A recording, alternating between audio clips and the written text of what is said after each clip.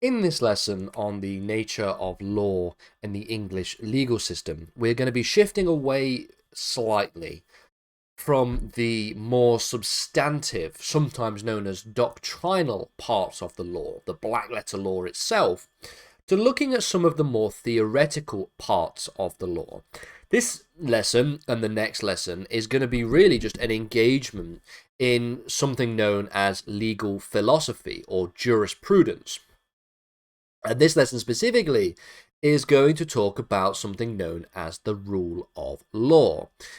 Now, the nature of the rule of law within the English legal system is a very interesting concept and is one that, unfortunately, for A-level students and for law students at university, doesn't have a specific definition. There isn't a definition of the rule of law that is generally accepted by everybody. It is a little bit more wishy-washy in that regard.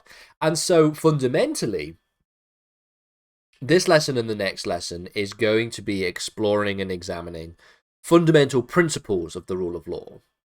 Even though there's no specific definition there that is accepted by all, there is at least a collection of characteristics which form the rule of law fundamentally, which most people agree upon are the components of the rule of law at the very least.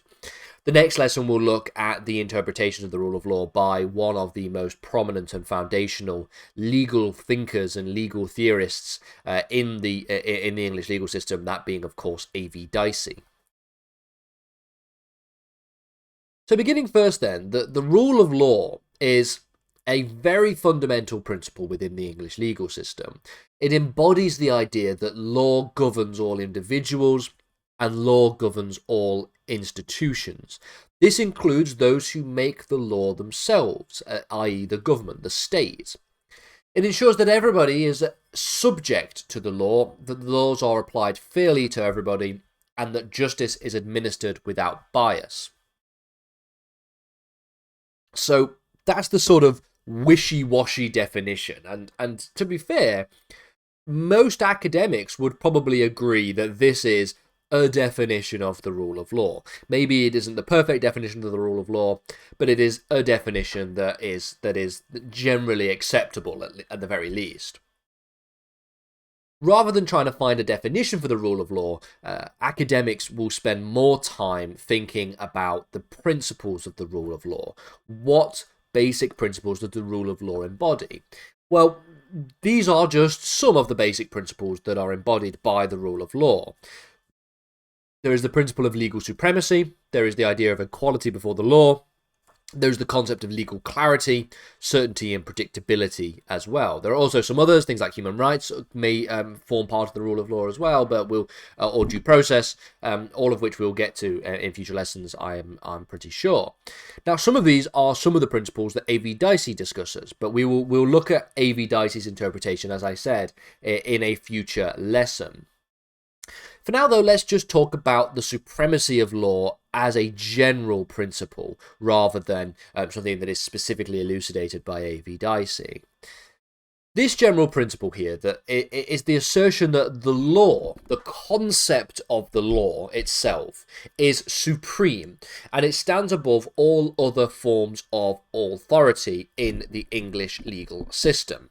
So, essentially, this isn't saying that the law as it is represented by Parliament necessarily, or the law that is represented by the courts. It is talking about the sort of holistic concept, the sort of ethereal concept, if you will, that we call the law. This is what is the supreme authority and stands above all other forms of authority.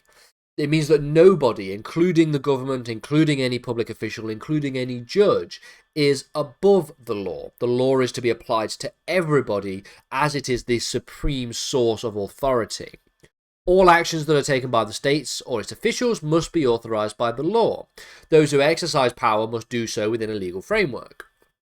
For example, the police. The police are those who seem to, in some circumstances, act as if they are above the law, but they are regulated by quite heavy legislative powers and authority, specifically a piece of legislation that is known as the Police and Criminal Evidence Act from 1984. This is, or sometimes abbreviated to PACE. In addition to pace, there are a number of codes of conduct that are applied as well to the police force.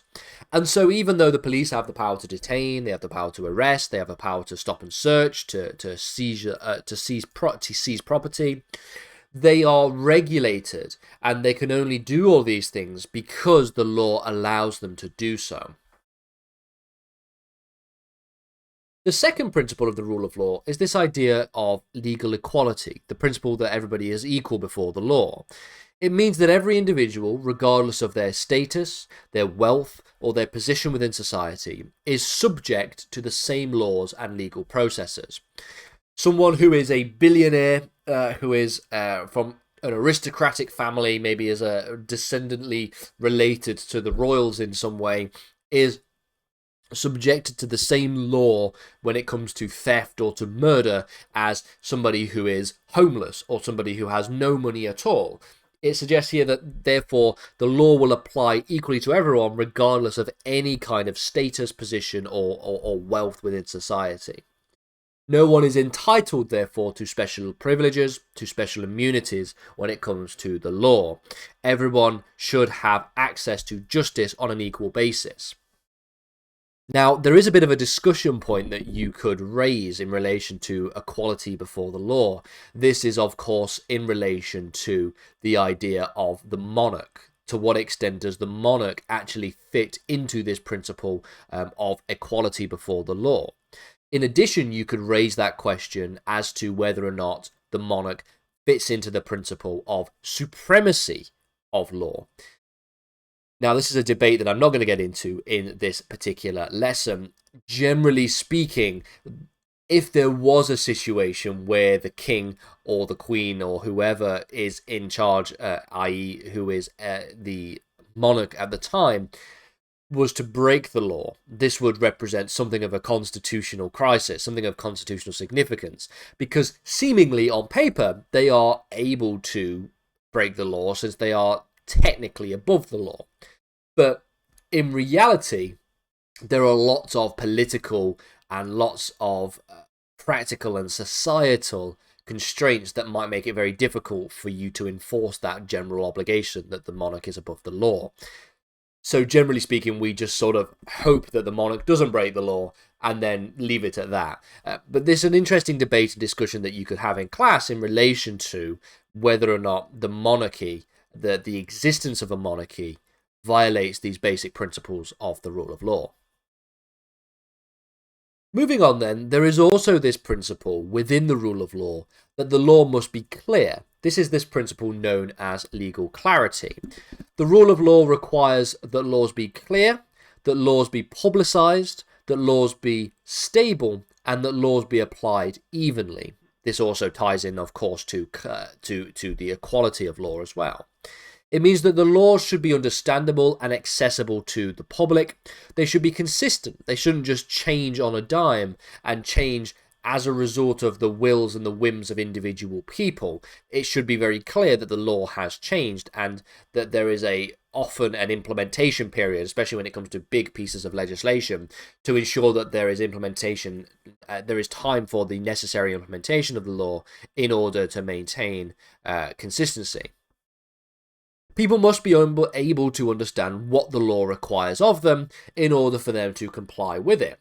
This is one of the reasons, in fact, that I've often spoken with colleagues and individuals stating that law as a subject, whether or not you are studying at A level or whether or not you are studying at university, is actually, when you strip away everything, very easy. Because it should be the case that law is very logical, very easy to understand, and very clearly set out. The difficulty in studying law at university and at A level is in making sure you know and you are able to memorize and be able to understand and be able to retain information, quite a large amount of information related to all the cases, all the courts, all the rules and all the principles.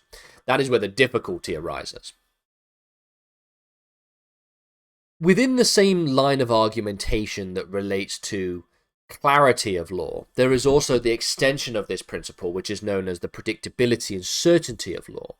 Legal certainty is a key aspect to the rule of law in the sense that what it does is ensures that laws are predictable, so that people can plan their actions with confidence that the law will be applied consistently. I know, for example, quite a lot about law, as you would probably imagine. And so, because I know quite a lot about law, I'm able to behave in a way that allows for me to not break the law. And a lot of people are able to do that as well. Most of us have a basic understanding of what is legal, what is lawful, and what is unlawful. What things are crimes and what things are not crimes. And this allows us to essentially be very certain about our actions and our decisions. I know, for example, that if I go into a shop and I want to have an item from a shop, I have to pay for it. If not, I'm committing theft under the 1968 Theft Act.